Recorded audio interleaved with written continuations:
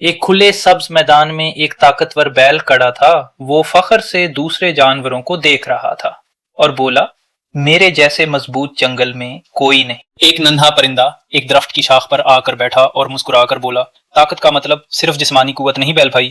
بیل ہنس کر بولا، تم جیسا کمزور پرندہ مجھے سمجھائے گا۔ اچانک آسمان پہ بادل چھا گئے، گرج چمک شروع ہوئی، تیز بارش شروع ہوئی اور پانی میدان میں بھرنے لگا۔ بیل کیچڑ میں پھنس گیا اور ہلنے سے قاصر ہو گیا۔ ننھا پرندہ فوراً اڑا اور دوسرے جانوروں کو بلانے گیا۔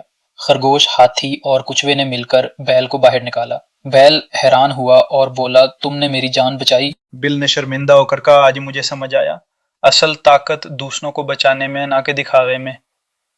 ننھا پرندہ مسکرایا، یہی تو میں کہنا چاہتا تھا۔ اکڑ اور گھمنڈ ہمیں کمزور بنا دیتے ہیں، اصل طاقت نرمی، سمجھداری اور If دوسروں you کی like مدد this میں ہے۔ video, then like, comment, subscribe to my YouTube channel, and don't forget to press the bell icon button for more interesting videos.